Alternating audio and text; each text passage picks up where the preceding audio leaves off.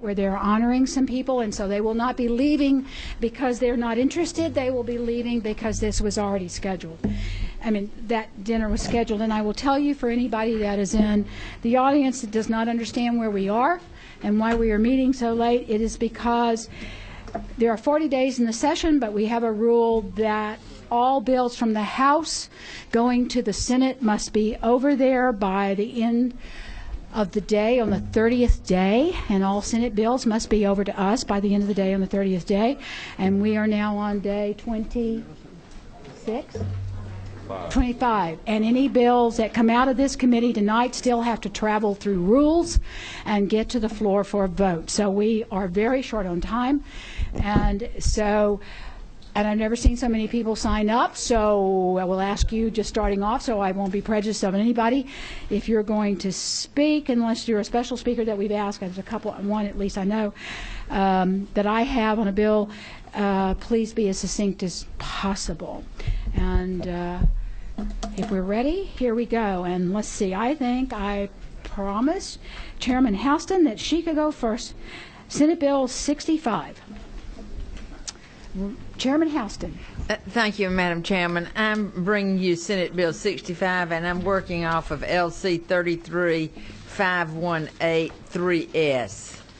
This is a bill that passed out of the Senate last year with a vote of 51-2. It also passed out of your committee, and you voted it out last year, but because of the rush getting things through rules and everything, it did not get through. So we're bringing it back to you today. This would authorize licensed professional counselors to join the current list of people that are authorized to perform emergency examinations for purpose in crisis, and to sign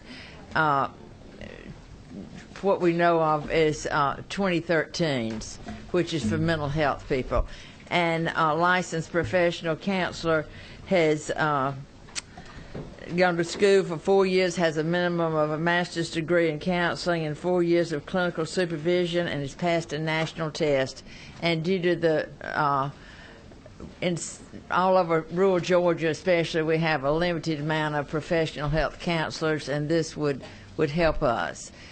They can participate in mobile crisis units inside 1013s. That's what I said, 1013s. I got the wrong number. 1013s. Y'all might want. Any questions? Well, before I take questions from the committee, Chairman, I don't see the amendment that I asked you to make that would allow chairmen that have master's degrees in psychiatric nursing to use 1013s on other members of the legislature. Oh. Well, I'll be glad to do that. Over on the Senate side, thank you. I'll get legislative counsel to do it immediately. And I might expand that to members that are a physician also, if you'd like to have that. What about dentists? I see a dentist in here that like to do it. Oh, the dentist too. All right, thank you. But just teasing, just teasing. Questions from the committee? Representative Watson. Well, I don't have a question, but since we have heard this bill before and we've passed it out of here before and we debated it in the past, when the time is appropriate, I will be happy to make a motion. Okay. Are there any other questions? Representative Reiners. I waive. I was going to, on behalf of my constituents in South Georgia that are here, ask the future senator if he'd yield to my. I will be happy to yield. I will, absolutely. Thank you. Wow, Chairman Houston, they're just going to fight over you. Oh, well, thank you, thank you. Are there any other questions from the committee? I'm seeing no questions. This is the proper time, Representative Reiners. Thank you, Madam Chair. Members of the committee, I move do pass. Okay, I have a do pass in second. Is there any other discussion? Did I have anybody that feels compelled, considering how rapid this is going, would like to speak on this bill? Okay, you are. Okay, if you, okay. Unless you, can you speak a little louder and I'll let you save your time. Okay. The Georgia Psychological Association is opposed to this bill. Proposed it or opposed it? Opposed. Okay. Okay, you're going to have to come over here and identify yourself again. And that was my mistake. I should have called you before we had a motion, but that's okay. We can do it now.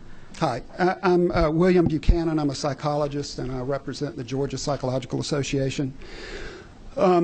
We are in opposition to this bill. A couple of different reasons. One is the training for licensed professional counselors is very diverse. They're not just mental health counselors. They are a variety of different counselors. They are vocational counselors. They are curriculum counselors. They're educational counselors. It's a big umbrella. And not everybody, or maybe not even the majority, actually have training in this type of thing. The second thing is from a personal experience. Just so you know, I like professional counselors. My son, who's 14, I have him in counseling with a licensed professional counselor who I think is getting excellent service because he is a really excellent LPC. But several years ago, my sister-in-law asked me about counseling, and I sent her to, or made a referral for her to go to a licensed professional counselor. And the licensed professional counselor said to her, "Are you feeling depressed?" And she goes, "Well, maybe a little bit depressed." And she goes, "Well, have you ever thought about hurting yourself?" And she goes, "Well, I guess the thought crossed my mind, but I mean, nothing serious." Well, the licensed professional counselor wanted to 1013 her right there on the spot. Thank God the licensed professional counselor's husband was a psychologist, because she talked to her husband's psychologist. Husband's psychologist said, "There's nothing here to refer." It would have been a bad thing for my sister-in-law to have been sent to a psychiatric hospital because the LPC thought, well, gee, she had some thoughts that maybe were wanting to hurt herself. I think the difficulty is that bad things can happen here with people who aren't adequately trained, and my contention and the Georgia Psychological Association's contention is the training is too diverse. There are many LPCs that would probably do a very good job. There are many others who would not. Okay. Questions from the committee for Dr. Buchanan? Okay. I mean, Dr. Buchanan, this bill has been out there sitting in my committee for quite a while, and usually if people are in oppositions to bills, I hear it ahead of time, and you know, we haven't heard that. So in the future, it would be helpful for the society to know that. Okay, there's no questions. Thank you very much. Thank you, ma'am. We have a motion on the floor for a do pass and a second. Everyone in the favor of a do pass, say aye. Aye. Anyone opposed, say no. No. Okay. Ayes. If the ayes will hold your hands up, please. I think you have it, but we'll just make it official. And the noes, if you will raise your hand. Okay. The ayes have it. Thank you very much, Representative Houston. Okay. Let's see who we got next.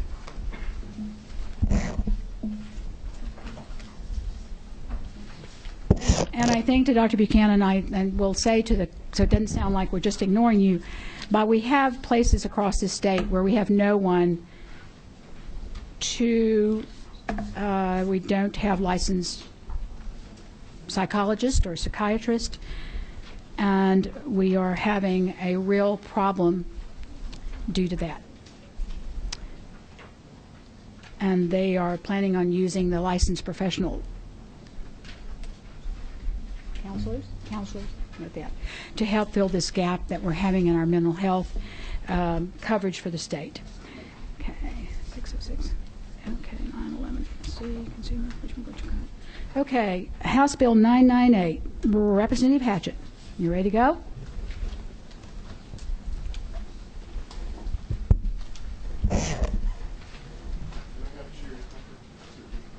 Pardon? Certainly.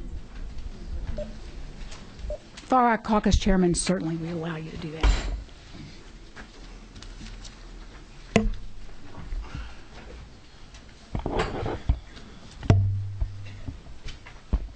It's on. Okay. Thank you, Madam Chair, members of the committee. I bring to you House Bill 998, and I'm going to try to be as brief as I can because I think we're all ready to go home. 998 updates Georgia Code to allow the Georgia Board of Physicians Workforce to place scholarship repayment, OBGYNs, and other critical needs specialties in regional areas of the state composed of rural counties where an unmet need for these specialties exists. In Section 1, there is a handout that's got talking points in your folders that tells you about the Physicians Workforce Board, when it was started and the history behind it. In Section 1 of the actual bill, we're cleaning up where it says four-year universities, four-year medical schools, because we do have some institutions in the state of Georgia that are now 3-year. We're also cleaning up some other language that has to do, that had the American Medical Association being the accreditation institute and agency, and it is not, that was not correct. Section 2 is probably the meat of the bill, and what it does as now, the Physicians Workforce Board, the counties, for a scholarship to be service to pay off the scholarship, work service to pay off the scholarship, have to be designated as rural or underserved. That qualification now is, so the county population is less than 35,000. Well, in our legislation, we can't have those in there anymore. The board will continue to have that as a rule, and they are also asking that for certain other specialties as OB or general surgery, that they be able to declare regional areas, rural areas of the state as eligible for these scholarships to be paid off by service. And then you still have areas, these agencies and these departments that are part of the state, under the state's jurisdiction, where these physicians can go to work and have the service, their loans be paid off by service. Section 3, as you can see, cleans up some language as far as when the board can grant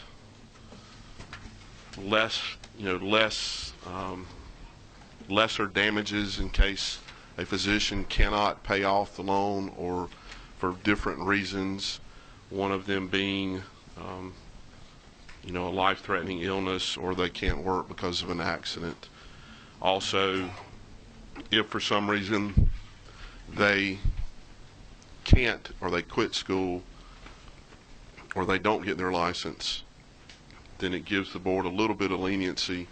But the meat of this also says that if they for some reason don't pay it back and they're not coming back and serving in a rural area in our state, then they will have to pay triple the loan amount back to the state for not coming and working in a rural area. Section 4, in Section 4, it said that this board was actually helping increasing the number of medical students coming back to the state of Georgia. They don't do that. Schools do, and what this is just defining that more. I know there are probably some questions, and I will do my best to attempt. I've been very brief. There's a lot more in this, And if your companion will identify herself, Yes. just so we'll know. I'm Sherry Tucker. I'm the Executive Director of the Georgia Board for Physician Workforce. Okay, so you can direct your questions to either Representative Hawkins. Representative Hatchett, isn't it true that the Subcommittee on Health Appropriations also considered this, and we've increased the budget for these slots? Yes, thank you.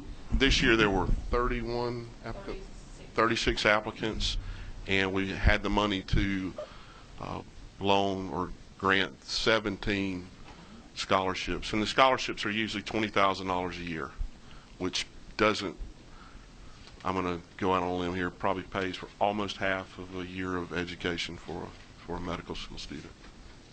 And I had a question, Representative. I think we talked about it when I went over the bill with you, and it's really for you, I think probably. When do we start, since most of they don't just when they get through with medical school, they have to do a residency. I asked her that question. She answered it, but I'm going to let her answer it. Okay. Yes, they start the scholarships in medical school. They can get it for up to 4 years, and then complete their residency, which, as you know, are anywhere from a minimum of 3 years up, depending on the specialty. And they have to start their service within 90 days of completing their residency program. Okay, and there's no, you're not expecting them to pay back, or it's just to make sure they come when they come back? Yes. Okay. And did I miss it? Did you say that if they decide after getting the scholarships, did I miss hearing you say that if they don't come back, they pay 3 times what Yes. they were? Yes, I did say that. That's a pretty stiff penalty if you don't come back and serve in a rural community that has a need. Representative Reiners. Thank you, Madam Chair, and thank you so much for this, Bill. I'm trying to wrap my mind around the rural aspect, of course, as you would expect me to. You referenced that you couldn't do populations of 35,000. We can't say that in the bill, but in their rules, they are still using that as an automatic qualification. The line 67 on page 3, if I may continue, Madam Chairman, says physicians as determined by the board. Would that board then have the right, as it currently sits in the rules, to be at 35,000? Wouldn't that board then have the right to change it if they chose to 65,000? That's for regional specialties, and in this meat of this bill, it says that where the board we're giving the board the ability to do that for larger areas with the approval of the Commissioner of Public Health and the Commissioner of Community Health.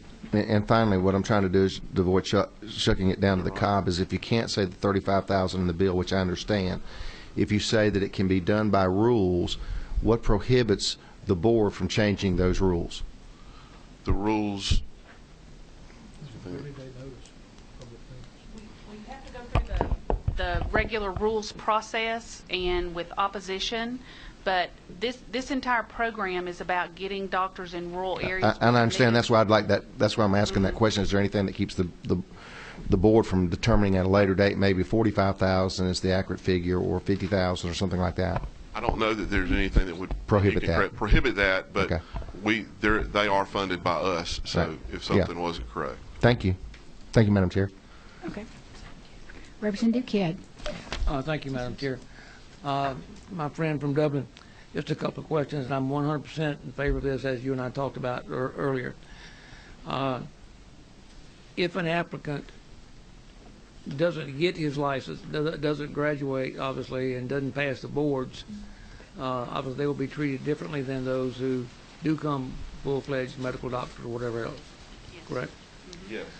What happens if they get their medical license and during the next year they lose their license? Their license is revoked by the medical board, or suspended by the board, or restrictions put on their license by the board. If they lose their license, they're required to pay back triple damages of the remainder of their service obligation. Is that in the rules and so forth? Yes. Yes, it is. My last comment, Madam Chairman, is not a question, more so that we all know that the cost of tuition is very minor, in compared to what the overall cost of a graduate from medical school going into an underserved area and setting up a practice. The cost of setting up a practice is hundreds of thousands of dollars in rental charges, equipment charges, and so forth to set up a practice in rural Georgia, where we would like them to be. Has there ever been any consideration by the board and so forth to look at making a loan or considering loans to graduates who are definitely going to go to a rural area to assist them in financing and opening an office? That is the program that Representative Hawkins was speaking of. We do have a loan repayment program for when they get out of their residency program, where we pay off we actually pay to their lenders that hold their loans up to $25,000 a year, and as we spoke earlier, currently it's $20,000, so we can stretch our funds out to help them, relieve them of that debt that they have to pay, and they can get it for up to 4 years. This is the debt of them going to school and going through a residency program. Correct. What about the debt that they have to incur to open up an office in rural Georgia? I know I don't think it's in there now, but I think that's something I think we'd love for the board to consider in the future. Okay. Because if you really need to get somebody to a rural area, it costs hundreds of thousands of dollars for them to open up an office. And if the state was able to help subsidize that in some way, then I think we'd probably be more successful in getting somebody to a rural Okay. area. I will take that back to the board. Thank you very much. Hasn't there been some encouragement that communities in need of a doctor have a private-public partnership where communities actually help pay for part of what you're talking about, Representative Kids, where they'll, if there's a building, they'll pay the rent and, you know, the setup charges and for a certain amount of years too. I think that's been encouraged by the board, hasn't it? Yes, it has, and we actually have it in our loan repayment law for that, but currently it's not funded, that we can work with the hospitals to help match funds to bring the physicians into those areas. Representative Henson. Pass, okay. Representative Kaiser. Thank you, Madam Chairwoman. This may just be me, in the rules and my not being familiar with them, but how long are they required to be in that area? How long are they required to remain there? It's a year for year. It's year to year. Scholarship 4 years, they have to serve 4 years in that area. Okay, so if you have, has there ever been a case, a circumstance where they've been required to pay back 3 times the amount, but where maybe there was a case-by-case circumstance where that didn't happen? Say someone was relocated through military service, or there was an emergency in a family where they had to relocate. Are there ever extenuating circumstances? The board takes that into consideration as part of their compelling circumstances. Okay. I remember one case years ago where the physician had a child with some type of illness that no one here treated. And so he just paid back the principal, the amount, the $80,000 he borrowed, and they forgave the damages on that, so he could reside with his family where the child could get treatment. Thank you. All right. Representative Pruitt. Thank you, Madam Chair. As you know, we've got real issues with rural hospitals right now, and we need the doctors to secure the hospitals, but we also need the hospitals in order to attract doctors. In the event that we, like we did just a few days ago, lost a hospital, are there provisions in there for that? And who really is out of pocket at that point in time if they close a hospital and the physician is, I'm assuming he would be allowed to leave without penalty? What we try to do is place them, get them in a county that does qualify. Okay. We work with them to, they would defer it for the time that the hospital closes till he can find the new position in a county that qualifies. Well, I appreciate this bill, and it sounds like y'all certainly thought it through. Thank you very much. Okay. Thank you to the committees. That's the last question. Representative Chokas, you are recognized to make a motion. Oh, Thank you, Madam. Wait. Sorry, I'm hurrying too fast. Don't have anybody signed up to speak on this bill, but is there anybody that didn't get to sign up that would like to speak on the bill? Okay. Going and gone. You've got it. Thank you, Madam Chair. I'd like to move that House Bill 988 LC 3355558S receive the due pass recommendation from this committee. The substitute. Right? Did you say substitute? Oh, substitute. Yes, Right. Yes, ma'am. Okay, substitute. Okay, we have a due pass and a second. Everyone in favor say aye. Aye. Anyone opposed, no. Okay, you have it, Representative Patrick. Thank you for coming. Thank you. Y'all work hard to get more doctors, please. I have talked with them. I talked with Amanda earlier. And Okay. Representative Rogers, are you ready to go? Okay. Okay, and we have Representative Rogers is working off a substitute, and it is LC 335578S. LC 335578S.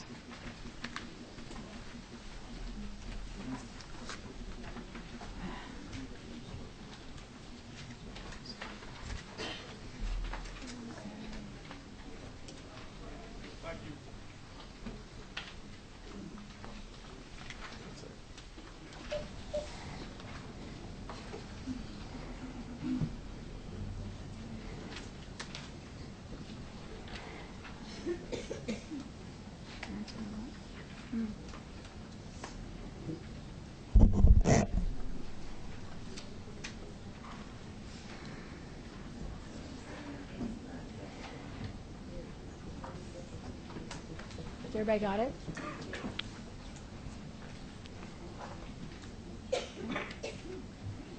Okay, Representative Rogers, go ahead. Thank you, Madam Chair Lady. I bring to you by substitute House Bill 971, and that is LC 335578S.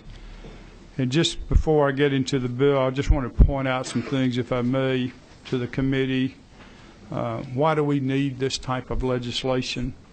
First of all, patients should be aware of the care they are receiving. Patients should be able to trace their care back to a specific caregiver. Patients should know what level of care they should expect based on the professional providing care. MD should be held to higher standards because they have a lot of training, a lot more training. Patients deserve to know the extent of practice that should be expected by each professional. There are certain tasks other level of professionals cannot perform. Patient says, well, can't you just write me a prescription? Patient says, well, can't you remove that wart or spot from my back? How do we get there, or how do we get here? 3 separate surveys have been done, 2008, 2010, 2012, show that there has been a high level of patient confusion. Patient confusion not defined as any lack of capacity held by a patient, but a lack of clear and concise information provided to the patient. The bill has undergone lots of changes in an attempt to demonstrate that its only intention is to accomplish what is set out to do in the language. What the bill does not do, attack or diminish any professional scope of practice, infringe on any professional autonomy to practice, diminish any professional scope of practice, increase physicians' oversight over any individual. And let me say, personally, I've had personal experiences in settings that I didn't know what a person was, what they did, were they a physician, were they a nurse, whatever they were. And myself and my wife have experienced that numerous times. The substitute, as you can see, there have been many changes to the bill. The item that I am most encouraged about is the name tag with the type of physician a person is. And that's the basic overview, Madam Chair, without going into deep detail. And I know some of the committee members have questions, and be glad to try to answer them. Or would you rather have testimony first? No, we'll let the committee. Okay. Representative Henson. Thank you. I've got a question or two if you yield. Sure. When you talk about the type of physician, most doctors, if not all, are MDs, period. Correct. You're not expecting a specialty to be put on that anywhere, are you? All this, I mean, we just say Dr. John, MD. Well, it should say their name, doctor, and what type of doctor they are. But, excuse me, I'm sorry, could you expound on that a little? Representative Henson, let me ask a question for you, have you clarify. I think you misspoke, Representative. Did you mean not what kind of physician they were, but what kind of doctor? Correct. So you're telling me someone who's in ear, nose, throat, and allergies. Now, what exactly do you want on the badge? Do you want their technical name, or do you want that, or do you just want MD? No, it would have the technical part of it on there, what their specialty is. Hospital settings, nursing home settings, if a doctor goes in there, which they do, or a nurse, it'll say doctor of nursing, doctor of whatever specialty they are. It does not require a name, not a name, a picture ID. Of course, I prefer that, but just trying to get back to the basic. If I'm in a hospital setting looking after a patient, a caretaker, someone comes in a hospital setting or a nursing home setting, I want to be able to identify. Most of them do that already, But the purpose of this is when someone comes in, I've had this happen, I'm a doctor, and there's no identity of what type of doctor they are. And they're expected to wear this in their own offices also? No, this is only hospitals and nursing home facilities. Where is that listed?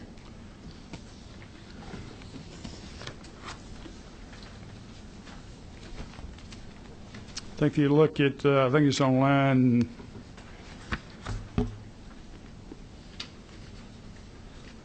79 through 82 should clarify that. Okay, thank you. Thank you. Okay. Representative Trocas. Thank you, Madam Chair. I think you addressed that. What I was going to ask you to explain, line 80, 81, and 82, starting with this sentence, and this code section shall not apply in physician practice settings in which only one type of health care practitioner practices. Could you explain that to the whole? Well, if you were a doctor, one type of doctor in your own setting does not require you to do that. So, but if you were in a multiple type of operation, a large clinic, then you would. Well, if I could continue? Yes. If like there were two people in a dentist office or an optometrist office or something like that? Those have been taken out. They have been taken out? Yes. Thank you very much. Thank you. Thank you, Madam Chair. Representative Parsons. Thank you, Madam Chairman. To the gentleman, I mean, I understand, I appreciate what you're trying to do. You go to a hospital, for example, and even a doctor's office, and they're all wearing those, I don't know what you call them, the scrubs. You really don't know who's who. But what I want to ask you about is on page 3, line 70, the healthcare practitioner shall display in his or her office a writing. Is a writing or writing? Is that something that's defined? I'm not sure. I mean, I don't know that I've ever seen that particular terminology before. That terminology is basically in there, writing that you can read in larger letters, visible to the eye, or someone that's like myself that wears glasses like yourself. So that's the purpose. I've never heard that terminology used. Well, I hadn't either, but I guess my concern on this is, I mean, this particular part of the bill, and this is just based on being a legislator and reviewing bills over the years. I'm certainly not a lawyer, but I know we've done things with the size of lettering and size of fonts before, and usually I think it has to be defined in there what font. It can't just be sufficient size. I mean, who can say what a sufficient size is? Well, we're going to let the facility decide that. Most of them do it now. That I have, the few that I've been into, and hopefully they will come back with something that's fair and reasonable, and we've given them time to make those changes until 2017. Okay, thank you. Thank you. Let me ask Betsy, our lawyer. Betsy, do we need any clarification on that, or can you? I mean, it's up to you all. It definitely qualifies it. You can't, a sign that's this big, I think everybody would agree would not be, large enough to be visible and appearing to all patients. So, there are some code sections, Representative Parsons, that do have like a minimum size, 6 by 8 or whatever, and you can certainly do that. I don't know what that would be, but that does give direction as to the size of it. So. Okay, thank you. Okay. Representative Kaiser. Thank you, Madam Chairwoman. I just had 2 quick questions. One is, I'm assuming that under the rules and regulations of the medical board, they haven't considered this because it applies to more than just physicians. Is that right? Correct. And then secondly, if they enter a hospital, if they practice in a hospital and or nursing home. okay, and then with physician on line 81, physician practice settings, that would essentially be if I go into a physician's office, I would know whether I was being seen by an MD, a PA, Correct. advanced nurse practitioner? Correct. Okay, and then RN, LPN, which sounds fine from a consumer standpoint. I guess the one thing I'm kind of confused about is with the name, it should be worn in a conspicuous manner of sufficient size, then why are we further needing to color code them? I don't have an answer to that. I think someone can speak on that behalf. Okay, so somebody will be speaking to Correct. that. Okay, thank you. Representative Beverly. Just a quick question. Two quick questions, actually. When you define healthcare provider or healthcare practitioner, I think I'm reading off the right sheet. It's LC 335578S. Correct. Yes. Okay, Correct. so what about? So I know that a couple have been taken out, but when you define this, how do you come up with the definition of that? Because I think we could be leaving people off inadvertently. People who may want to be a part of, like dietitians. I've received some. Dietitians, there will be an amendment to So we deal will with that. amend Correct. that. And then, but does this now, will this healthcare practitioner now take precedent over, this is what a healthcare practitioner is in the state of Georgia? And I think it could potentially open up, all right, who's a healthcare practitioner or not? And does it reach into the scope of that? I'll have to defer to lead counsel on that. Yeah, I would say no. This is just who this particular code section applies to. It's not changing the definition of what Georgia considers a healthcare practitioner. It's just who this code section applies to. Okay, and then in a multidisciplinary setting, such as, I'm an optometrist. Sure. So in a place that has sort of ophthalmologists, optometrists, opticians, and so forth in that facility, how would this apply? How would that look for that type of that situation? I would say under the bill, it would require them to wear a name tag. It would. Okay. Representative Henson. I guess I really want to go back to line 67 on color coding. Who's making this determination that a psychiatrist wears one color and an ophthalmologist wears another, and so forth and so on? Thank you for your question. I think I will defer to some of the people testifying on behalf of the business. And then who's supposed to let us as consumers know? I'll defer to the Okay. And then witnesses. I'd also like to go on to line 70 with displaying in writing that should be of such a size. Generally, most physicians have their diplomas in the rooms where they graduated from school They or do. such things. Is that not sufficient? Are you asking for something else to be put into the room beside a diploma? There again, let me defer to the other witnesses speaking on behalf of the bill. Thank you. Thank you. Representative Sharper. Thank you, Chairman. Looking at this, I see here, and you mentioned like medical assistants and certified nursing assistants, and this whole list of people. There you go. Oh, sorry, I was so looking you're still looking for me? Okay. That they got to have their name and then their titles, correct?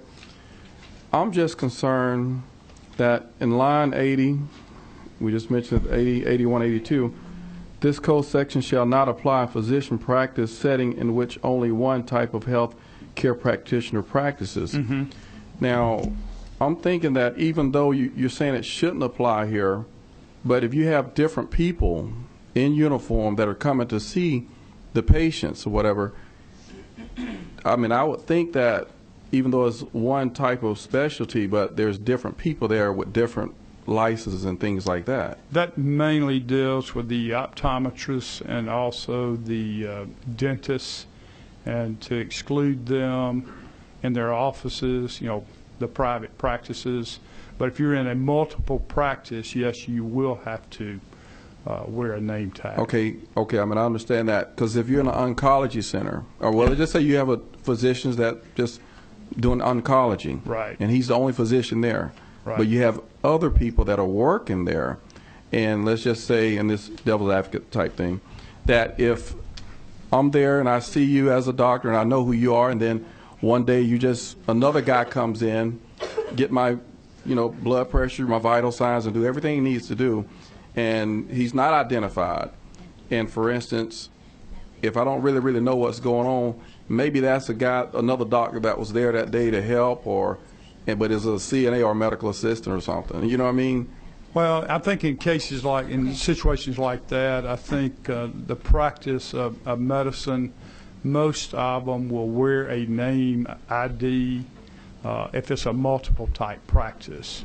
So if there is a switch of doctors coming from another place, whether it be a hospital or nursing home or whatever it might be, I think this addresses that. But a single practice is not required to have a name ID. Representative Sharper, let's let our legal counsel comment to that. If you don't mind. Yeah, I mean, the idea is that this is to distinguish if there's more than one type of healthcare practitioner that's listed here. So if there's only one kind, there's no need to identify that because you know you're going to wherever you're going. There's no need to distinguish. But if any two or more of these healthcare practitioners listed here are on here, then it'll trigger it. And that's what that paragraph is trying to say. Okay. Did that answer your question? Okay. Well, no, okay, she's telling me that the nurses and all would still, where they're covered in there, they would still be required to identify themselves, or nurses' aid. Okay. Representative Reinders. Thank you, Madam Chair, and thank you for the legislation. And I don't know, being simple-minded, if I'm going to need some legal help with this. Line 83, healthcare practitioner who intentionally violates.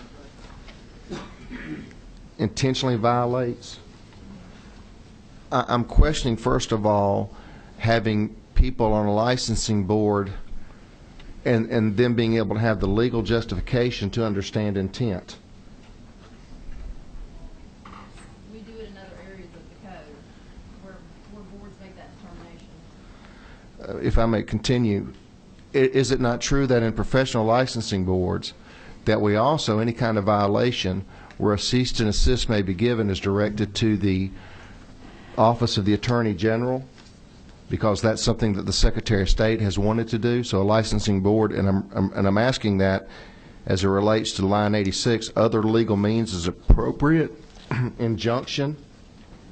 I'm wondering if we're giving authority to a certain board that other boards would not enjoy.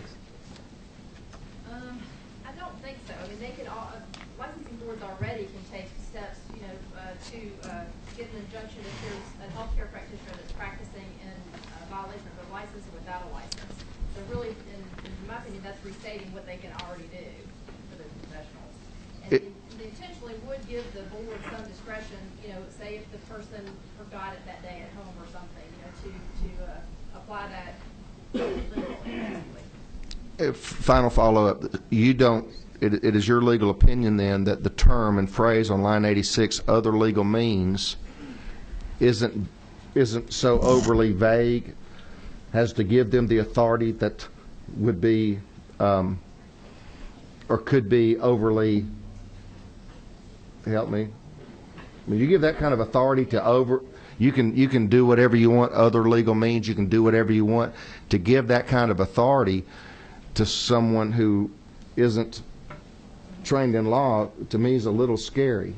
I don't think this is adding any new authority. It's just that if that board has another source of authority and other tools kind of to pursue that they can do that. So it's just sort of recognizing that they can take multiple actions against that. And finally, to the author of the bill, do you know of any other medical board or anything doing with health care that gives them the authority to do an immediate cease and assist?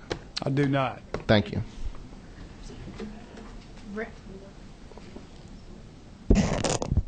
But the other ones do, right, Betsy? The dental boards and optometry board and all the other boards have. To my knowledge, They they do. do. Thank you. Representative Pruitt. Thank you, Madam Chair. To my friend, I ask a simple question, two actually. The first one's simple anyway. Do you know of any other agencies that are requiring, or any other vocations are requiring people to wear IDs? At this very moment, I do not. Thank you. The second question is, in the area of line 32, you're talking about advertising, Correct. and it goes into several things, including printing and electronic and verbal, and then it says, in a term includes business cards, letterheads, patient brochures, emails, internet, audio, and video. Would that include advertisements that would be put on the television? Did that mean the doctor themselves would actually have to be doing that ad? They could no longer use substitute people or actors or anything like that to actually do radio ads or television ads for them? I think that licensed professional, yes, would have to disclose that. That's correct. I'm not sure I understand. So he'd have to disclose that this is not him. No, he'd have to disclose. If he did it, he would have to put up what healthcare practitioner he is and his qualifications. But if he's actually doing an ad and there's an actor, or maybe not even an actor, just a printed screen of kids running through the park, what would be his requirement in those instances in his I would ads? say he'd have to do a disclosure just like we do. But he would not have to identify himself in any particular way. I'll defer to Okay, the expert witness on that. Representative Clark. Thank you, Madam Chair.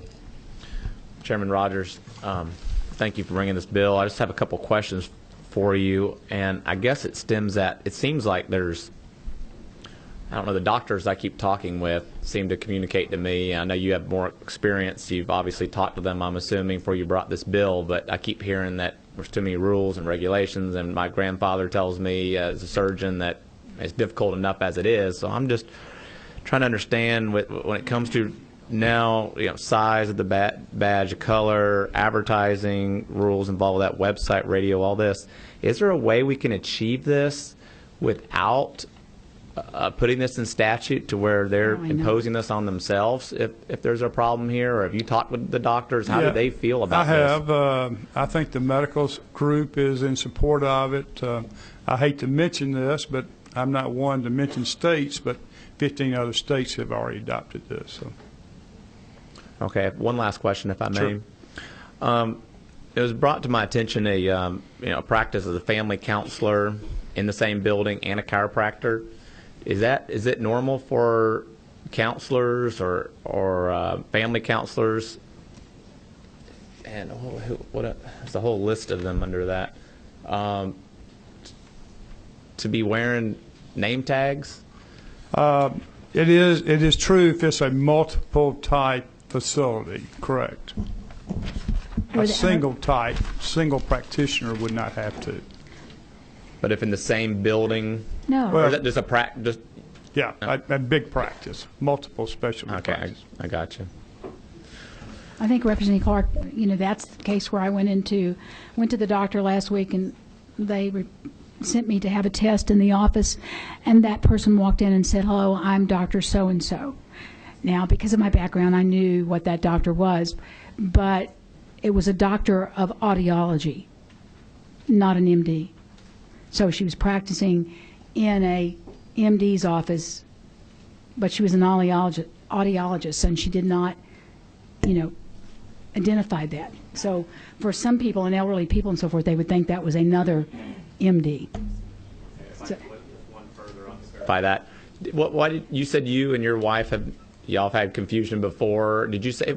I think I missed it. I was trying to look for the bill. Why did you say you brought it? Did somebody bring this to you, or? Well, no, I've had personal experiences, and as you age, Representative Clark, and your 5 children, you will experience the same thing. So. Yes, sir. I promise you. Well, I can understand that, and I already am.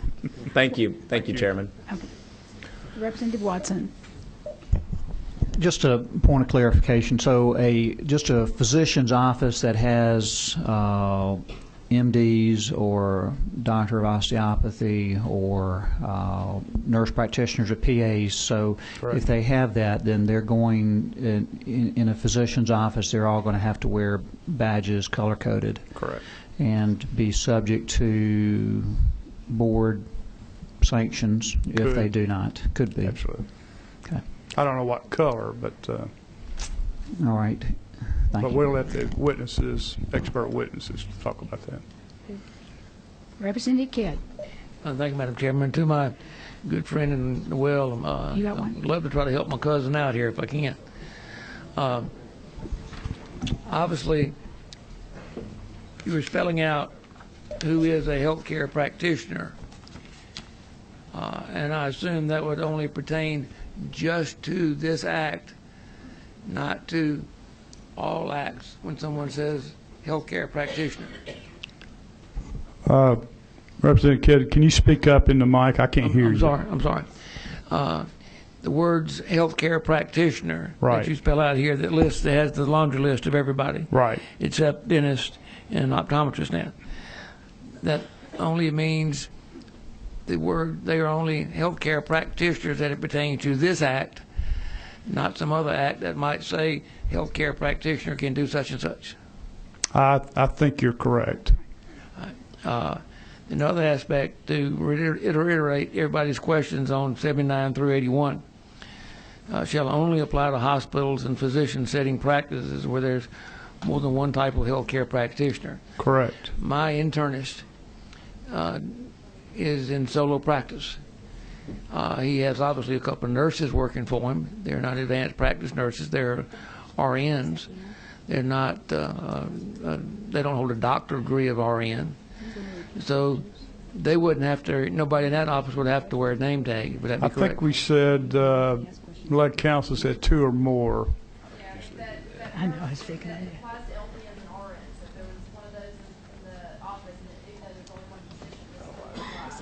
All right, so I've got one position in the office, but he's got his office help and 2 RNs working for him who obviously take the EKGs and the temperatures and so forth.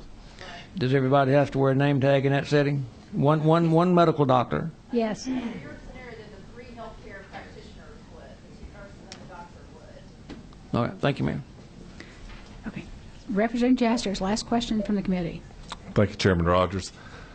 Because of what I've been working on in the past year and a half, this question comes to mind. You can't carry a gun either. Yeah, if you're carrying one, you have to identify you got it on you in the But- hospital or the doctor's office. But, you know, there are times, and I guess I was thinking about that, you wouldn't want a practitioner to have a name tag. You know, specifically in a mental health hospital, What? in an emergency area, or someone to know your name, I guess is what I'm getting at, or in a prison situation. Because I'm sure this covers those situations because there are multiple practices, multiple things going on, and you don't want to be identified with a last name. And I've never been there, thank goodness, but how would this address that and, and the privacy of those individuals? Yeah, that concern did come up today from someone, and I'm going to have to let the expert witnesses talk about it. Okay. Okay, wait a minute. Representative Watson. Generally, in situations like that, it is like nurses in the hospital now actually go by first name, and they'll put RN behind their name or LPN from that standpoint. So there are precautions against that because you're aware, that it's when you put your whole name out there, that's there are ways of accessing that. Well, does this? Okay. I guess my question, Dr. Watson, is does this allow that? I presume it would not preclude that. It just says you have to use the prefix in the name. Does it say whole name? Yes. There again, when the witnesses come up, they can address that issue. Address it. Okay. Thank you. All right. Got it? We have a list of witnesses. I would hope that everybody. For who? We will in just a minute. Okay. Okay. And since we have a long group of people, if you will please no longer than a minute or 2 minutes at the most, please like that. Tim Kibler. Mix it up. Thank you, Madam Chair. My name is Tim Kibler. I'm with the Georgia Alliance of Community Hospitals. We're a group of 65 not-for-profit hospitals here in Georgia. We've been working cooperatively with the Medical Association of Georgia, trying to perfect this bill.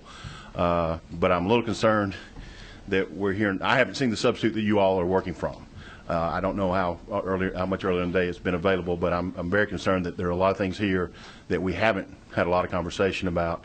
And while we would not ask you to defeat the bill today, we would like to continue working, and we may be coming back to you with additional concerns. I think the concerns that Representative Jasper just spoke to are some that we brought to the table very late in the day, in fact today, but are absolutely need to be addressed because we don't want to put those practitioners in settings with patients who may be more prone to obsession or violent acts at a greater level of risk than they are now. The reason they are now identified almost exclusively by their first name is for their own protection. And I'm confident that's not what, I'm confident that Chairman Rogers doesn't want to put them at risk. I'm confident the Medical Association doesn't want to put them at risk, but we need to make sure that's clear.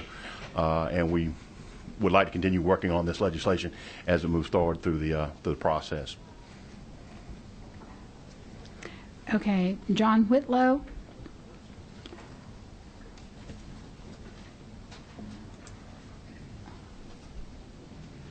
And I will tell the committee that I had a group of all the people to talk to them of as this bill in its original form stated, and the dentist and the optometrist expressed their concerns were the two that wanted to be opted out of the bill. Mr. Whitlow.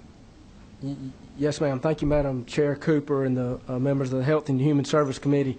Know it's getting late in the evening. I am in private practice, so I understand that I have been taken out of this. I have not seen the substitute language either. I do have colleagues who do work in a multiple disciplinary practice, so there are still some things that I would like to see clarified. One thing I would like to say, if there's a healthcare professional that comes into your room that does not identify themselves, it's shame on them. That's something to me, we're sitting here trying to legislate something that again is a little bit big brother, a little bit big government. And to me, a healthcare professional should always tell you who they are when they come in the room. Now, having said that, and again, I understand that as far as my situation, my office, that has been eliminated. I do worry about some of the language that has been written. Again, I've not seen the substitute, but where it comes into the administrative agencies and the jurisdictions that they have and the penalties that can be. I believe you're exempted from this, so that would not apply to you, would it? But I have colleagues, I have optometric colleagues that work in multidisciplinary settings, and I'd like to speak for them because I do believe that they would have an issue not knowing. And again, it's not so much, but to me the language is vague in how it's written down. Thank you. So thank you. Yes, ma'am. Okay. Elizabeth Apley. Madam Chair, I represent the Georgia Academy of Nutrition and Dietetics. We've approached the chair and the author of the bill to ask to be included in the list of licensed healthcare practitioners.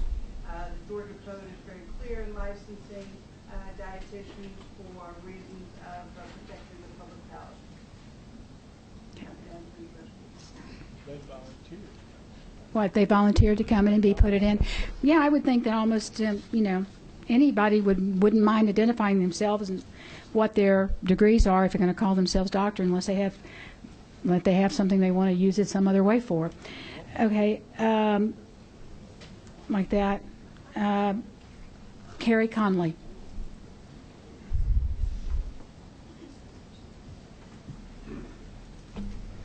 Madam Chair, members of the committee, my name is Carrie Conley. I'm here on behalf of the Georgia Hospital Association and our more than 170 hospital members from across the state. Like Mr. Kibler, we have been working with the proponents of this bill since its inception. We've had a number of concerns along the way and have been working to get those addressed. We have not seen the substitute either, and it does sound from the discussion here significantly different from the last version that we've seen, and doesn't sound like, to me, at least from what I've heard so far, to address all of our concerns, and actually raises some new ones, particularly related to the color coding. As Representative Rogers mentioned, the vast majority of hospitals already require some sort of badge type identification for their healthcare providers, but particularly related to our rural hospitals, if they have to reissue those badges or do something new, we have some concerns about the costs related to that. But we will be happy to continue to work with the proponents to see if we can get some of this addressed. Okay. Just what? Okay.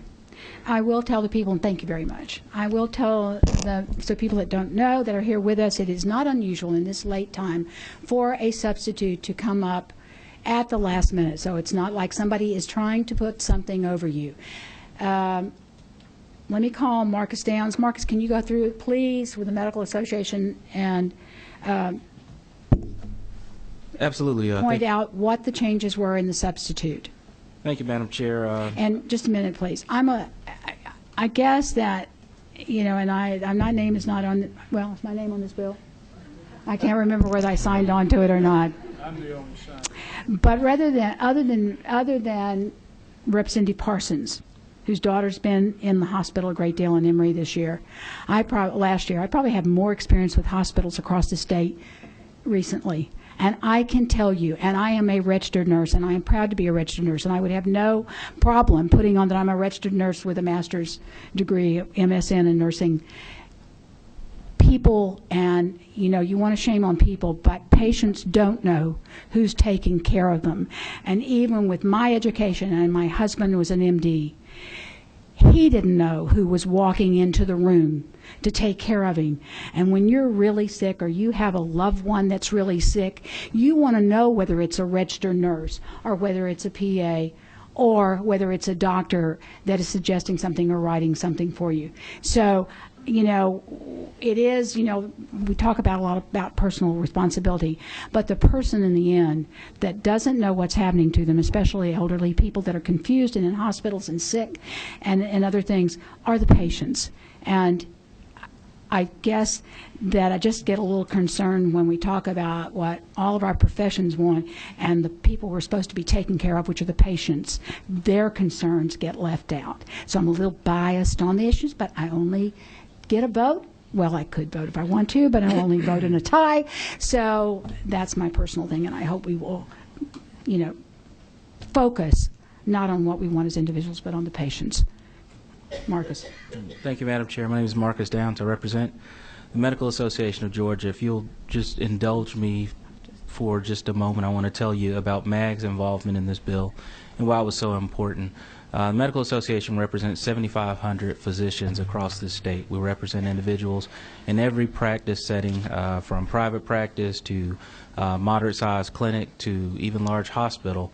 They are members of our organization. In October of 2013, they brought this idea to us. They asked us to proceed with legislative action and see whether or not we could work with the legislature to champion this type of bill. We received model legislation from the American Medical Association. I definitely don't want to contradict Chairman Rogers, but it's actually been 18 states that have passed this bill since 2012.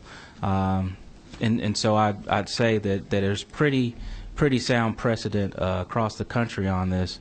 I want to talk about what the general intent of the bill is. It is simply to inform the patient consumer about who is visiting with them. It is not about title protection. It is not about diminishing anyone's scope of practice. These are things that Chairman Rogers has already shared. And I'll go back and I'll use another example. If I am in to visit with you in an exam room setting and I've earned a PhD in nursing or in some other field, it is perfectly fine for me to introduce myself as doctor. And I would say that I know there was earlier testimony saying that it would be shame on that person for not doing it. We don't want to preclude that. We want you to be be proud of whether you earned a PhD, an OD, a DO, an MD. It is something that you've earned, but we'd like to make sure that the individual who you're visiting with understands that if you are, for instance, a PhD in nursing, or you've got a doctorate in nursing, that you are functioning in the capacity of a nurse and not a physician while you are having that visit by that particular caregiver.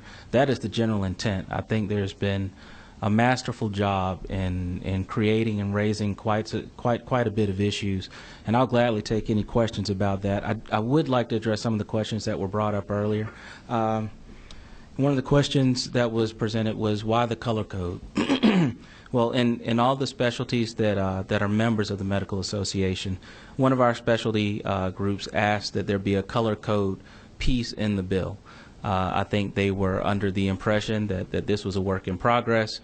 They understand that we've been working on this bill for more than a year now with the Georgia Nurses Associations, the optometrists, the PAs, the dentists, the hospital association. I wanted to make a joke and say that there's never been a perfect piece of legislation, but I can tell you that we have acquiesced to pretty much everything that we've been asked to do in this legislation. And I understand that there are some concerns about the committee sub, and we'll happily address those. I personally don't have a copy of that sub in my hand either, but I can tell you that we have acquiesced to pretty much everything that's been presented. The color-coded badge, again, came from the Association of Family Practitioners. There was a really interesting question about whether or not there's any other vocation that is required to do that. And, I submit to you that, Georgia in its wisdom has actually already set a precedent on this. I could not stand before you and provide this testimony in my capacity at the Medical Association of Georgia without this badge. And so there is some form of precedent that already exists. Otherwise, I would be breaking the law if I did not have my badge on and if I came before you to testify on behalf of the Medical Association.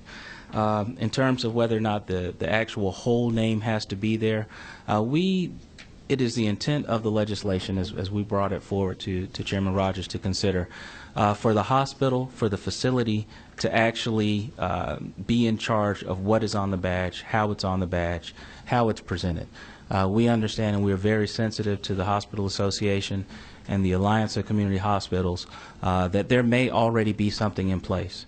In most instances, there already is something in place. And so we've made it very clear that by delaying and grandfathering until 2017, that will be ample time, or we felt it would be ample time, to allow individual facilities to say, okay, you know what, well, it's time for us to change our information. As long as we conform to certain standards, this is fine.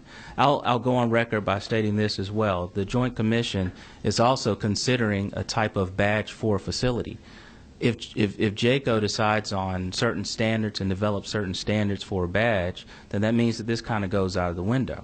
But what it also means is that these hospitals would be bound to do so by federal rule, federal law, and provision. Those are some of the questions that I jotted down that were presented. I'll address any others that you may have.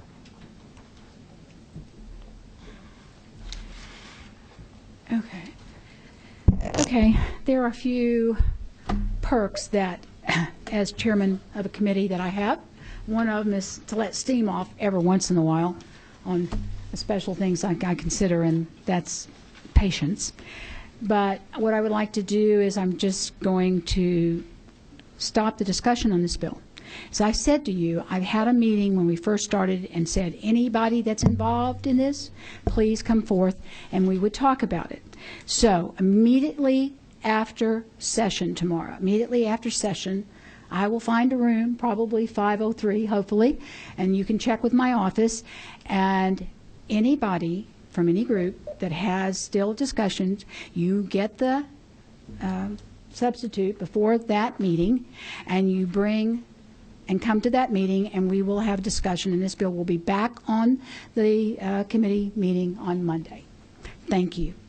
Marcus. Thank you, ma'am. Okay. All right. And one of the reasons I'm doing that is because it is now 20 minutes until 7, and we still have 2 bills to go, and one of them is mine. And since we've heard a I think we should do yours next. Yeah, I think so. Oh, thank you so much for that. Okay, and would you like to call House Bill 966? Getting your shoes on? Well, here, you want me to stay? Okay. All right, my vice chair, you're welcome. I'll see you tomorrow. You? Okay. I'd like to see you after we get through here, too, after I get through. You just wait. Okay. All right. Since my vice chair is busy, then I will call my bill, House Bill 966, and I'm going to stay here for doing it. Okay. You go. Okay. All right. Representative Reimers, would you like to take over since the vice chair and you're the secretary? Absolutely. I move do pass without any discussion. All in favor? Say aye.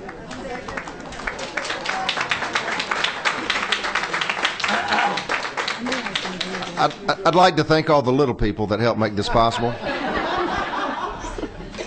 You speaking to us? Well, I was on the audit. Madam Chair, what are we working off of? House Bill 966. 966. Thank you, Mr. That's the Chairman. one with the gold trim for members of the committee. Pardon? That's the gold trim bill. Oh. Please proceed, Madam Chair. Don't get me too tickled about this. And before anybody gets upset on the committee, there's a portion in here that says that something might be appropriated from the General Assembly. That will be removed because it wasn't removed and you don't have a substitute, because we are working Betsy to death, not just us in this committee, but the Senate committees and the House committees that use Betsy. And as all of us feel rushed with this shortened type of hurry-up session, they're feeling it in legislative council too. All right. House Bill 966, I'm just going to give you an overview, and then I'm going to call somebody that's had experience with using this. Already out of judiciary, and I can tell you that was an experience to go to judiciary, we have a bill for saving young people's lives. As we have passed the prescription monitoring bill, and we've closed down the pill mills across the state. There is a now new drug that the cartels are bringing in, which is well, it's not much more lethal, depending, but is very lethal, and that's heroin. And it costs a lot less than the opiates. It's $10. You can get a high on it. And we are having an increase in the deaths of young people between the ages of 18 and 29. And what has been happening is that as they partied, as they did this drugs, one of the young people would get in trouble and their life would be in a life-threatening situation, and they would be abandoned by their friends and left to die. Now, a lot of these mothers right here on these first two rows have lost their children that way, and they testified in judiciary non-civil. One young man, an Eagle Scout, was allowed to have seizures for over an hour, 2 hours, and he and his buddies were in a shack behind a house where there was an adult present. He was put in the back of a car and dumped on his mother's front lawn where he was dead. Brother has watched brother die. All of this fear that they might or they would get in trouble. And it's not just kids on drugs that are bad decisions and they're so nutsy that they can't make a decision. They have said and come forth, we discussed whether we would get in trouble or not and whether we should leave them or not. And they're abandoning them. So the bill is in rules now. I missed rules this morning because of the traffic, but it is in the Rules Committee that would give them amnesty if they call 911 and they stay with the person that's in distress till they get medical attention, so that as a life can be saved. Because I can tell you, if you're dead, there's no chance of you getting off drugs, of you making and getting your life going in the right direction. And so this is to allow young people to have another chance. Well, you know, why is it worth having a chance if you're brain dead?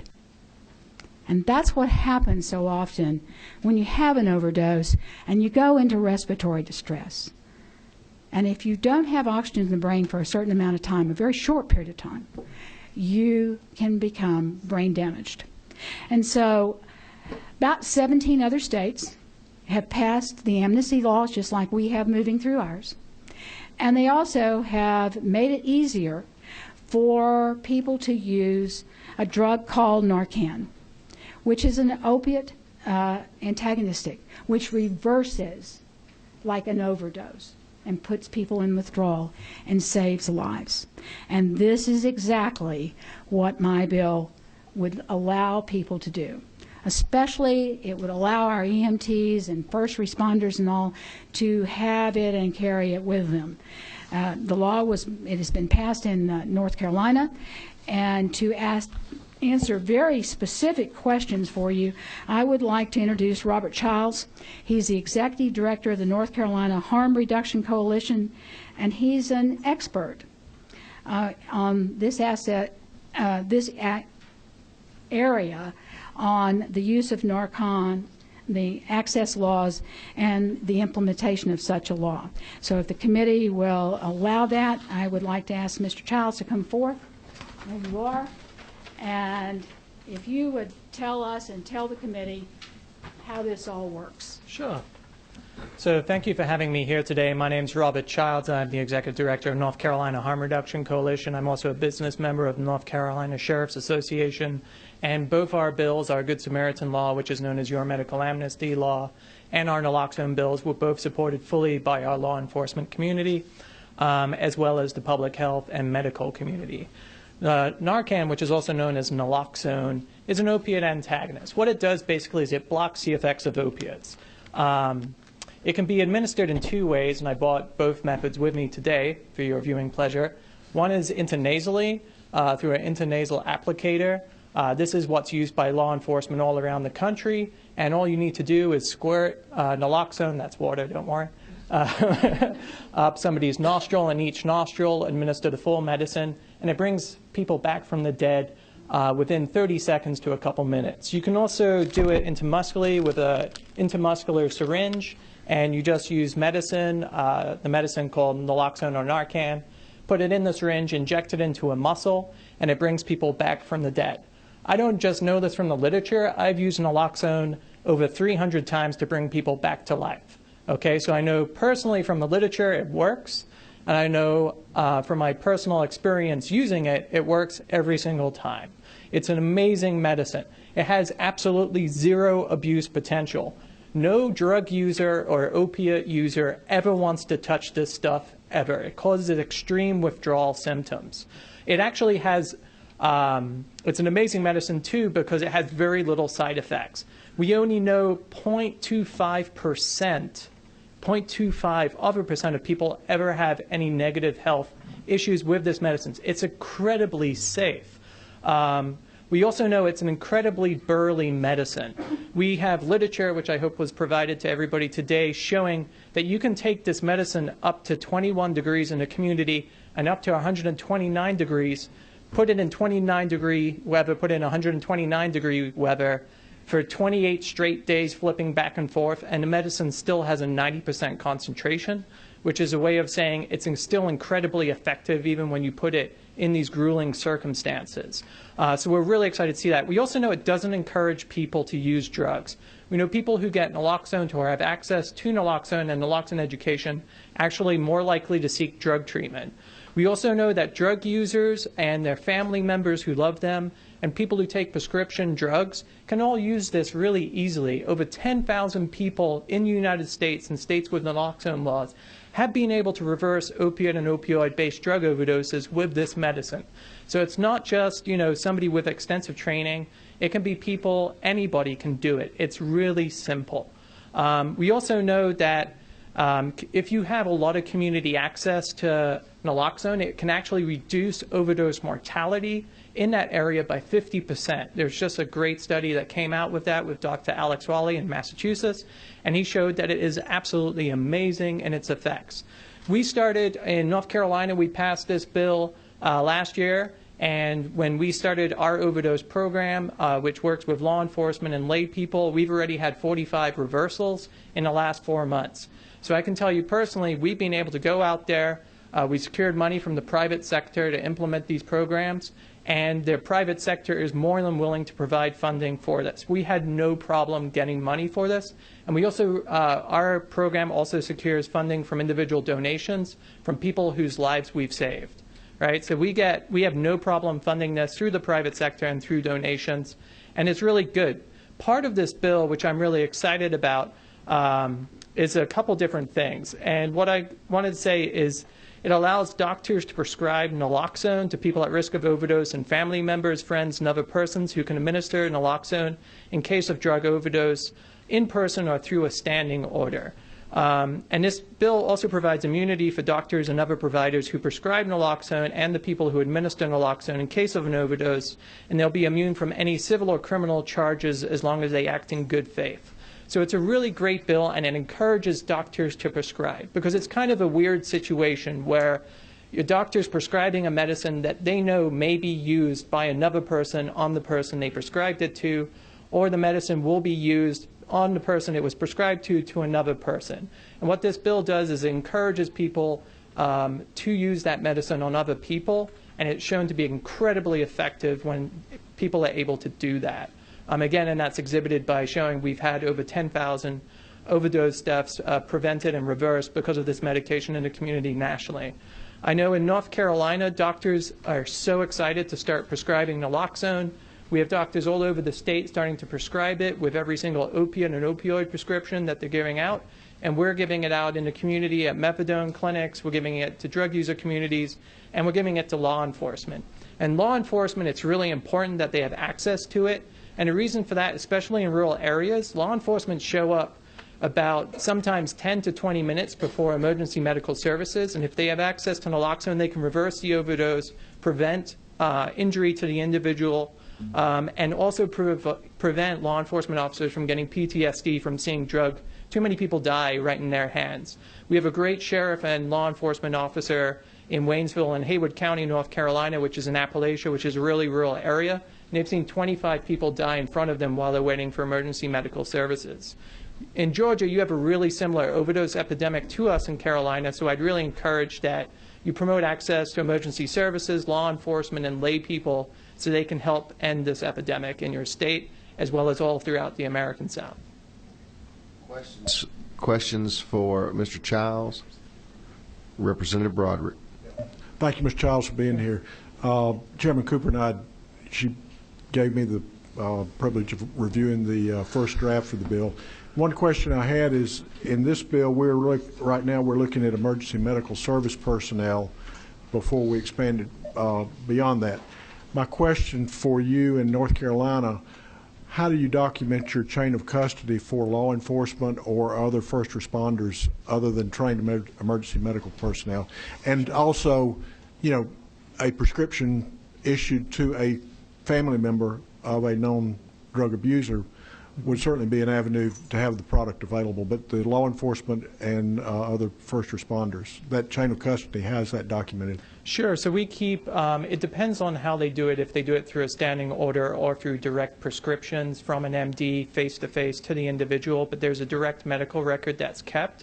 And what we do in North Carolina is we keep, we have a standard protocol, which I'd be happy to share with anybody here, which shows where the naloxone is, who's in charge of the naloxone, how it's kept, make sure that it's temperature controlled. There's a great case that controls temperature called the Pelican case for naloxone kits.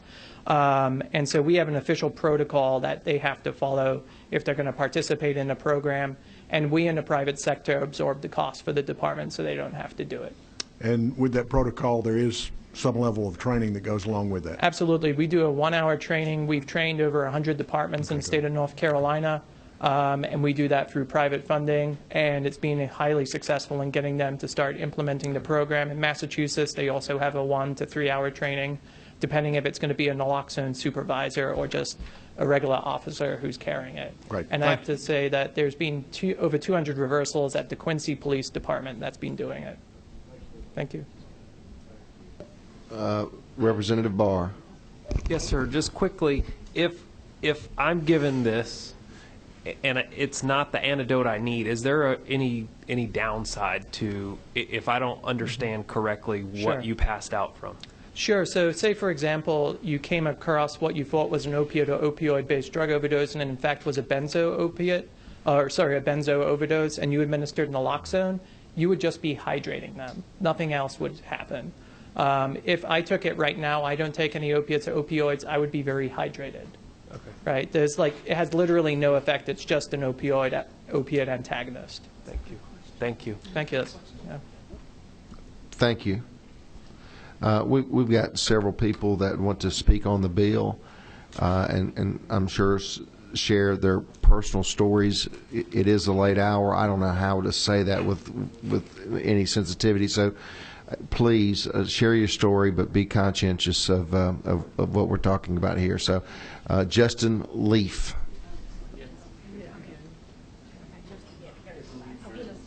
Oh, go ahead, ma'am. Okay. Justin had to go to class. I think he's in Okay. law school. Okay. And he is the young man that's responsible for bringing these bills to me, and he was my intern, so he's an up-and-coming young person. I would ask that you, because it's a little different situation, if you would let Kathy come Just a forward. second, if you would be kind enough, just to let I'm yielding to the gentlelady. Continue, ma'am. Okay, if Kathy can come, and it's a little different. And Kathy is which one? Kathy, your last name? Fletcher. Kathy Fletcher. Kathy Fletcher. All right, give us just. Because this, they use this not just for inappropriate drug use, but also in hospitals and for people that are suffering from medical conditions and have to take a large amount of drugs to control their pain. Thank you, Madam Chair. Ms. Fletcher, before you get started, I'm going to yield to Representative Kidd. I was just wondering if there's anybody who was in opposition to the bill. If there's nobody in opposition to the bill, we might can move a little quicker. And I thank you so much for your suggestion, and the chair will use that at his discretion. Thank you, Ms. Fletcher. And again, that's an excellent point. I like the chances of where this bill is at, and I need you to be sensitive to the committee. We don't want to lose a quorum.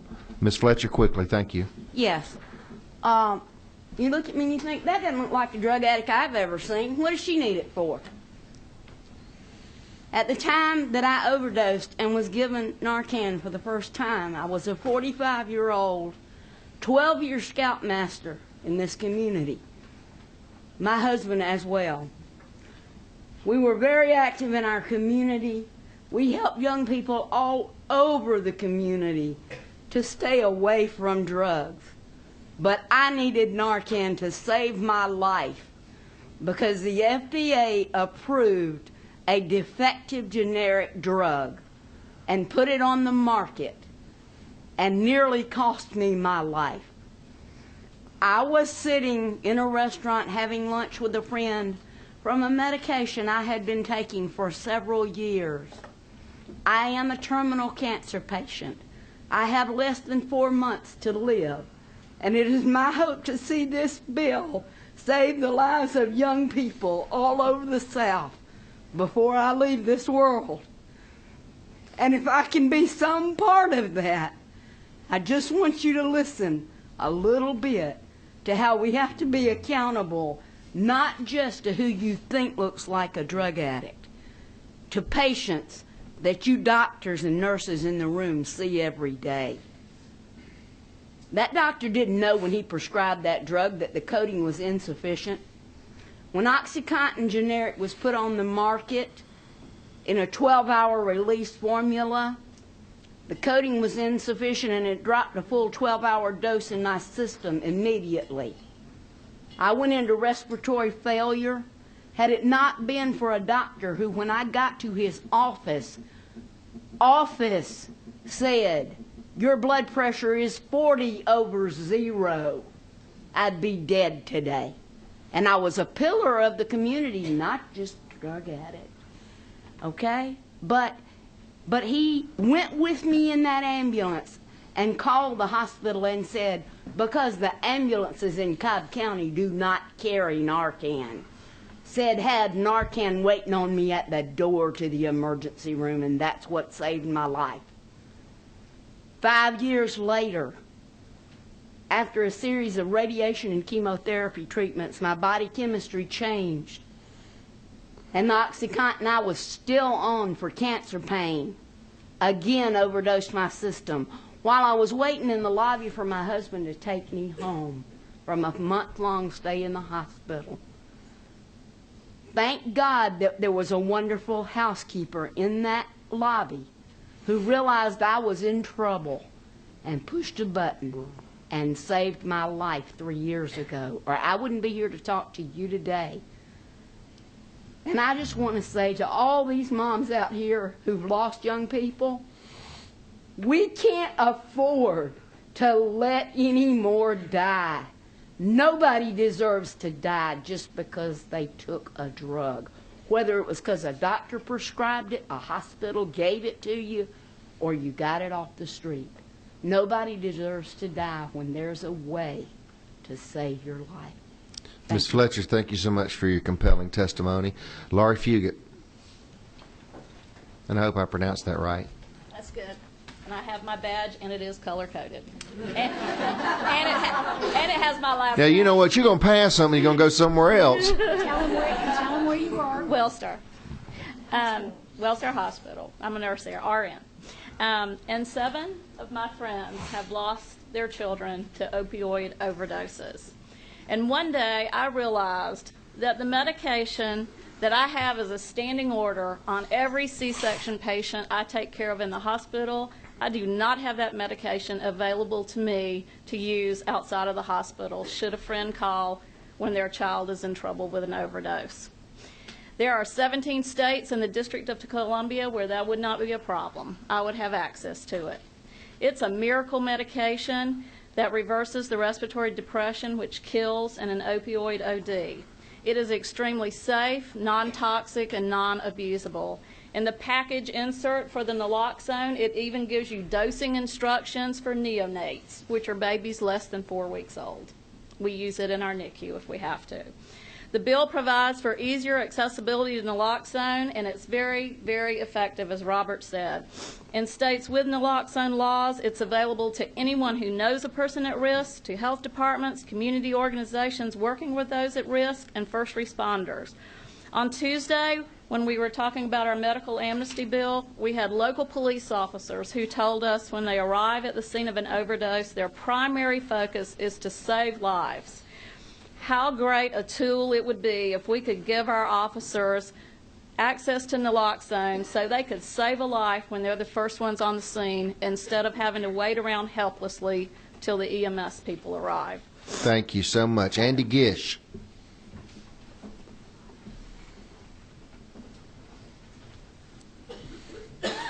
And on deck is Robin Elliott. And I've got a Susan and a Robin. Are y'all together? So if you'll pick one, I'd appreciate that. Thank you and welcome. Guys. I'm sorry. I'm an ER nurse. I was trained at Emory and have worked in both the suburbs and in town. And I've given this drug many times. And the only thing that really we need to work on is timing, and that means that we need to get it to the people who first find these people. I have had 24-year-olds come in and they weren't able to get it in an ambulance, and they weren't able to get it before, and by the time they get to us, we have no more brain tissue. The heart, we can get started. We're very good at getting the heart started. We are not good at getting the brain back. And that's really what all these people want. And there's been far too many times when I've had to deal with talking to families and telling them and explaining to them that the body is okay, but the mind is not. And the only thing that would help, the thing that would help the most is getting that drug to them immediately. This is an antidote. It's a blessing. It also can be used for people. I've had an 87-year-old patient with cancer, and her husband mismeasured the amount of morphine he was supposed to give her for her pain. And they brought her in, and we brought her back. But it was only because she got Narcan before she got to us. We would prefer them to get this drug before they get to us because we have more to work with, and we can bring them back. Thank you. Thank you. And if you would, let me know who's speaking for y'all, please.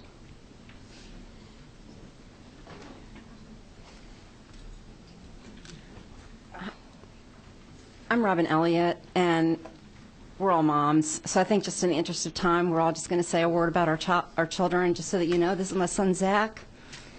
Beautiful, bright, talented, smart kid, made a bad decision, and tried heroin. On May 1st, 2011, he died of a heroin overdose, and, my life will never be the same.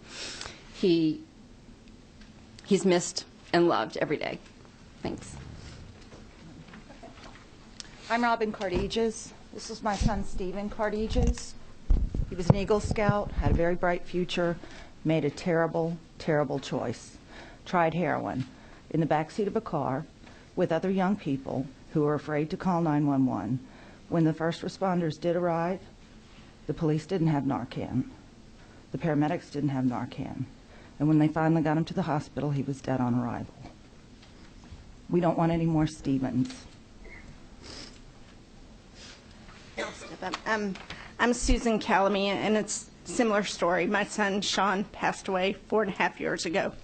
And really, I think from the perspective of if it's something we know that our kids are at risk, or you know somebody who's at risk, if you have access to this, you make sure that whoever they go out with, hey, here's what it is, here's how to use it. Or as a parent, that I would have it at home and know that if he OD'd there, I could have saved him.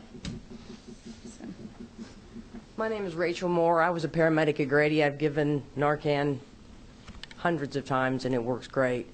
My son died of an overdose Memorial Day weekend 2011. If I had had the drug, if I had found him in time, he'd be alive. So please, pass this. Thank you, ladies. If they're alive, there's hope. Diane and Rose.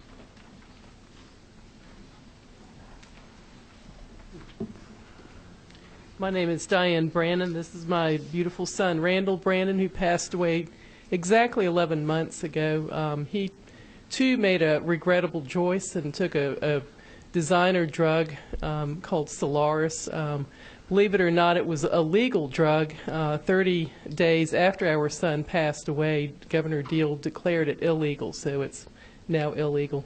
His drug that he took was not an opioid. He needed medical attention of a different sort. He needed diazepam. He was having seizures.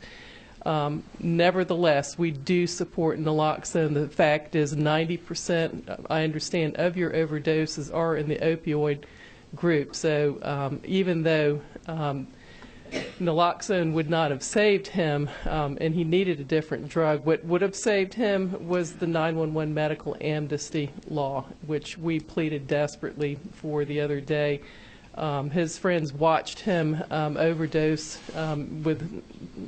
have seizures for 2 hours. They never called 911. He was 1.5 miles away from the nearest hospital. We found out the young man that put him on the drug or fed him the drug told him it was okay and he'd had it.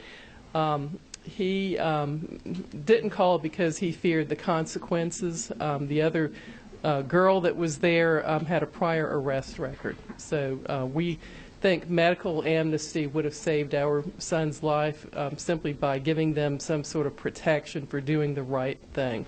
Anyway, I lost a son. She lost a brother. My brother was only 1.5 years younger than me, and we were really close. And I lost my closest friend and my only brother when he passed away. And we're part of a trend. I mean, the number of overdoses in the state has tripled since 1999. And I want to be proud to live in a state that looks at this problem and admits that we do have a problem, and we look around for solutions and we find things that work, and we're brave enough to implement them. And when I become a nurse in another 3 months, I want to know that my patients, that my friends and family that I know have the tools to make sure that they could stay alive until they get treatment. Thank you. Thank you. Rita Lane. Marshall Rancifer is on deck. Yes. And this is my son, Dustin Blair. And I lost my only child November the 14th, 2009, to a heroin overdose. He became addicted to the prescription Oxycontin in 2007. A short 2 years later, he was gone. He was with friends when he overdosed, and they knew he had relapsed. They were keeping an eye on him. They were not users. 911 was called immediately. 911 dispatcher was told that it was an opiate overdose. First responders, the police, the sheriff department, no naloxone. Paramedics, no naloxone. He was still breathing. At the hospital, still breathing, no naloxone. There was plenty of time to save my son. There definitely was. And Robert said a lot, you know, it's an epidemic, you know, and it's just getting worse. And also someone mentioned, you know, not only is the drug overdose becoming an epidemic, the drugs are becoming more and more deadly. My son had told his friends that night, there's something different about this. He had been clean for 5 months. He relapsed 3.5 weeks later, he died. So, again, you know, had I known that naloxone was available then, I would have made sure I had it. I would have made sure Dustin's closest friends had it. We were all watching him for relapse, and we just didn't have it. It's not available. The problem is the limited availability. It's safe and easy to administer. And I feel Georgia's behind in this. 17 other states are doing this. And, you know, again, it's not only in addicts, not understanding doctor's orders, being prescribed inaccurate doses. Even a child can get into their parents' medication. Do we not want to save that child? So I would just ask, you know, drug overdose is the leading cause of accidental deaths in Georgia now, and naloxone is critical to saving these lives, as well as the 911 administration. Thank you. Thank you. Mr. Ransford? Good evening, everyone. Don Randolph, you're Good next. evening, everyone. My name is Marshall Ransford. I'm a community activist. I'm a member of the English Avenue NPU. I'm a harm reductionist.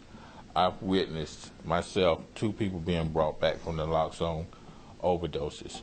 And one of the things that I want to make clear to y'all here in this committee, a lot of people that do drugs, that overdose from drugs, they come to my neighborhood to buy drugs. I live in the English Avenue, live and work in the English Avenue neighborhood, which has the highest incidence of intravenous drug use.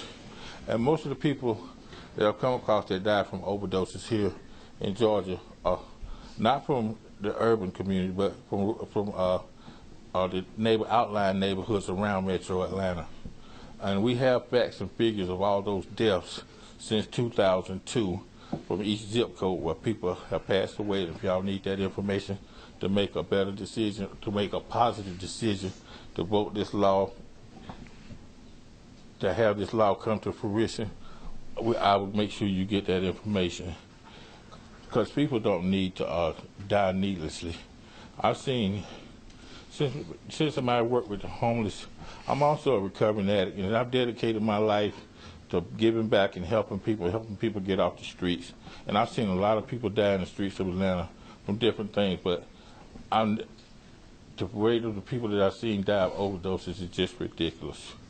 I mean, it's been over 1,000 deaths in the last 2 years of overdoses here in Georgia. And now is the time to do something about it, not wait till another person dies. I don't want to have to go to another overdose visual with the people pictures here.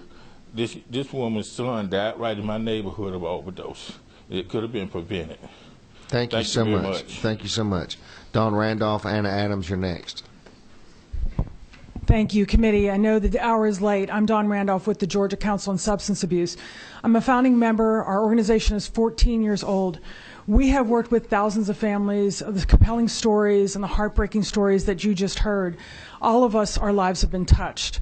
But I would be remiss in not just supporting this bill, but reminding you all of the great courage that you've had when Representative Jay Neal talked about methamphetamine in his area, and we got pseudoephedrine behind the counter, and I thank you for that. And then several years later, Representative Weldon, who just walked in, talked about pill mills and how it affected him, and then we got that taken care of. And now the great courage that Chairman Cooper has had to bring these two bills. But what I am talking about is this doesn't go away. This is an emergency response that is necessary and long overdue. We need to pass these bills now, but it won't go away. What we need is constant vigilance in screening, brief intervention, and referral to treatment for people with addiction. And that's what we're about. Because whether you come by it by accident or by long-term abuse, we need to make sure that we keep this trend, and that's what I ask you in this late hour, is thank you for this. Thank you for passing these bills, but let's keep talking about saving lives and reducing the incidence of substance use disorders and addiction in our culture. Thank you. Thank you, Anna Adams. Kathleen Tiem is next. Thank you, Mr. Chairman, members of the committee. My name is Anna Adams, and I will keep this very brief. I'm with the Georgia Hospital Association, and we come today in support of House Bill 966, and thank you, Madam Chairman, for bringing this important piece of legislation. Happy to answer any questions. Thank you. No questions at this time. Ms. Tiem, I hope I'm pronouncing that right. If not, I ask for your Kathleen forgiveness. Tehan. I'm with the Georgia AIDS Coalition, and we are in support of the passage of this bill. Thank you. Thank you so much. And the author of the bill, Madam Chairwoman, will take any questions from members of the committee. If not, I'll look for a motion at the appropriate time. Any questions for Madam Chairwoman? Pardon? Can I? Yes, ma'am. No, just before we close, can I say something before you finish? Absolutely. Well, first of all, to thank my committee at this late hour for staying as you did.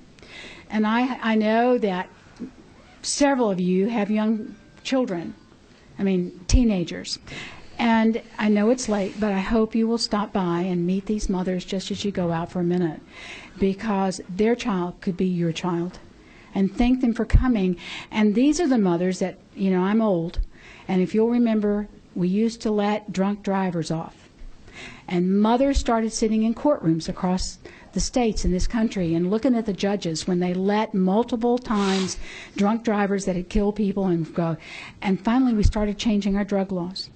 And these women are committed, and these mothers and the gentlemen are committed to making a difference and getting the word out about these new laws if we manage to get them passed, and making a difference. And so I really appreciate the efforts. I appreciate Justin and the young people that have come forth who see the importance of this. So that is basically what I want to say. I want to say to Josh, too. Josh, remember EpiPen? This is basically an EpiPen law.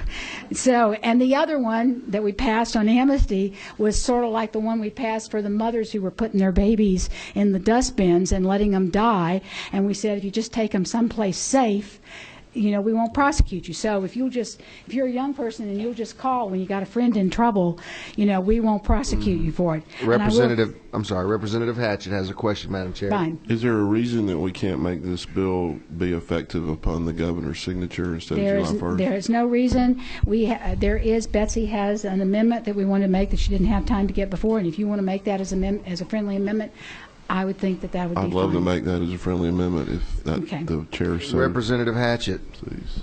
I'd like to make a motion that this bill, we amend line 134 to say that the act shall become effective upon the governor's signature.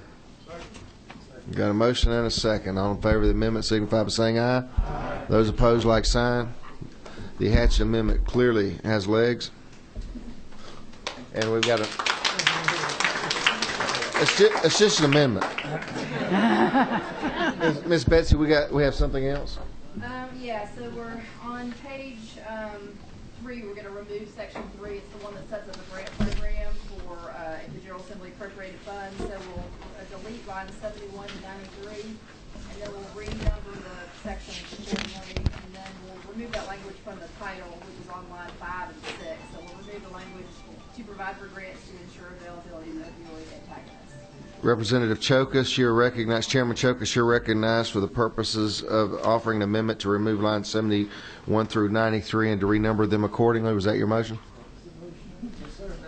Thank you. We got a second on that. All in favor of the Chokas amendment? Thank you. What's the will of the committee? Representative Kidd. I assume the language that Mr. Hatchett, that amendment, says that upon the governor's signature or without the governor's signature, because if the governor didn't sign it, the language he might be had, it might not become law at all. So I assume that meant the normal language you put in there. That is the standard language, yes, sir. I make a motion to pass, Mr. Chairman. That's a nice catch. We've got a motion to pass. To have a second, Representative Henson on a second. All those in favor, any discussion? All those in favor signify by saying aye. Aye. Like sign. Good job, madam. Well, thank you very much, my committee. You want the rest of this committee meeting? No, because we have a treat and a plus. Representative Knight asked that his meeting be moved until Monday. I mean, his bill be moved into Monday. Whoa. Representative Harden, I'll entertain your motion since you're the first up. We got a motion to adjourn. A second, all in favor, aye. Thank you. Good night. Thanks. Thank you all.